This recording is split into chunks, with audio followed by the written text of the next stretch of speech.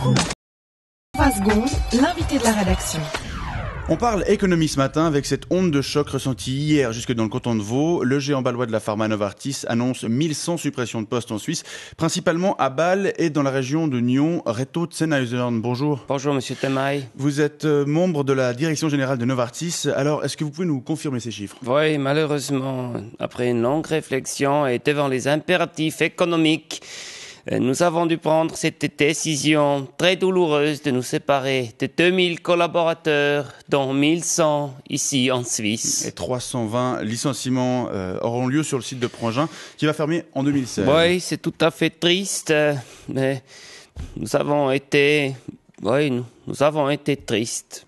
On a appris aussi hier que le chiffre d'affaires de votre entreprise avait fortement progressé au troisième trimestre. Oui, c'est clair, ça c'était une excellente nouvelle. 18% de l'augmentation jusqu'à 14,8 milliards de dollars. C'est très positif. Ouais, et c'est même supérieur aussi aux attentes. Oui, c'est clair, c'est tout à fait positif. Nous avons été surpris avec plaisir, naturellement.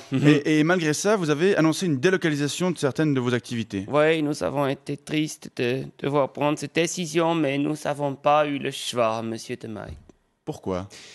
Parce que nous devons anticiper, voyez-vous. Nous devons anticiper la force du franc, nous devons anticiper la pression insupportable que les gouvernements ils exercent sur les prix des médicaments.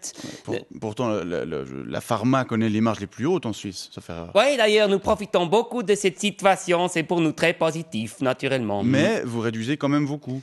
Malheureusement, oui, nous sommes obligés.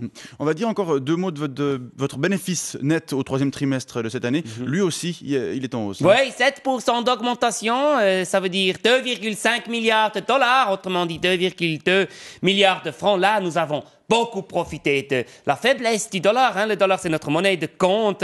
Nous pensons nos actionnaires, ils seront véritablement tout à fait enchantés par ce résultat positif, naturellement. Monsieur Zennhausen, la fermeture du site de Prangin qui va biffer 320 emplois, sans compter les 760 perdus à Bâle, ces mesures vont permettre à votre entreprise d'économiser 200 millions de dollars, c'est bien ça ? Oui, c'était malheureusement indispensable. Mais 200 millions, ça fait à peine 4% du bénéfice net, qui est environ de 5 milliards par année.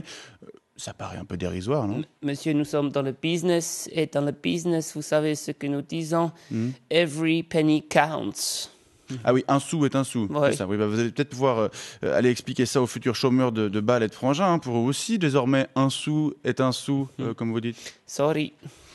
Puis les dégâts collatéraux, vous y avez pensé ? Parce que par exemple, même les politiciens de droite critiquent votre décision. Vous risquez de vous mettre une bonne partie de la classe politique à dos aussi. Monsieur, vous savez, pour nous chez Novartis, les chômeurs, la classe politique, tout ça, Dieu.